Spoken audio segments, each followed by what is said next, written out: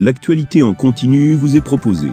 Et bien ravi de vous retrouver, chers auditeurs, sur votre nouvelle chaîne YouTube, 237 ActuNet. L'information de qualité sur cette chaîne est assurée par nos experts politologues et analystes politiques. Sans plus tarder, n'hésitez pas de vous abonner et surtout d'activer la cloche de notification pour être sûr d'être toujours informé des informations à la une dans le pays. Allez, si c'est fait, on peut commencer. Est-ce déjà la fin de la paix des braves entre Samuel Eto'o et Mouel Kombi? Les récentes sorties du ministre des Sports laissent planer de nouvelles tensions au sein de la Fédération camerounaise de football. Après la surprenante lettre envoyée au club italien d'André Onana pour demander la mise à disposition du portier camerounais, Mouel Kombi veut contrôler désormais le profil des prochains entraîneurs et directeurs techniques nationaux. Dans une lettre en date de 24 avril 2023 adressée au président de Fédération Sportive Civile, le ministre des Sports réclame la liste des prochains candidats au poste d'entraîneur et de directeur technique, avec leur CV et diplôme.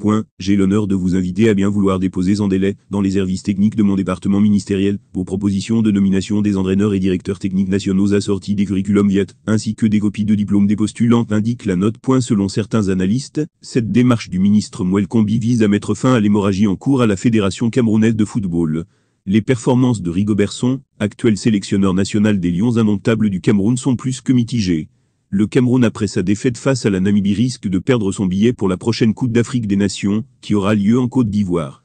Samuel Eto'o, selon les indiscrétions, ne compte pas se séparer de sitôt de son sélectionneur malgré la situation peu confortable dans laquelle il se retrouve. Mouel Kombi pourrait-il prendre le risque de remettre en cause la candidature de Rigobert Song? Le collaborateur de Paul Biya avait déjà essuyé une première humiliation face à Samuel Eto'o lorsqu'il avait voulu imposer le Portugais Conceição à la fête des Lions indomptables. Selon des sources proches du dossier, Samuel Eto'o avait usé de ses relations au Palais de l'Unité pour avoir gain de cause. Retour sur la stratégie gagnante de Samuel Eto'o. Fidèle à sa stratégie, Samuel Eto'o a préparé dans la plus grande discrétion l'officialisation de la nomination de Rigobert Song au poste d'entraîneur de l'équipe nationale, à le ministre des Sports Mouel Kombi, qui avait annoncé le maintien de Conceição à son poste, n'était au courant de rien, jusqu'à la dernière minute. Lundi matin, Yaoundé se lève en averme indescriptible. Mouel Kombi, tout confiant, se rend à son bureau, avec une moustache bien rafraîchie. Mais ce qu'il ne sait pas, ce que Samuel Eto'o n'a pratiquement pas dormi. Le président de la FECAFOOT a manœuvré toute la nuit pour réserver une surprise aux Mincais.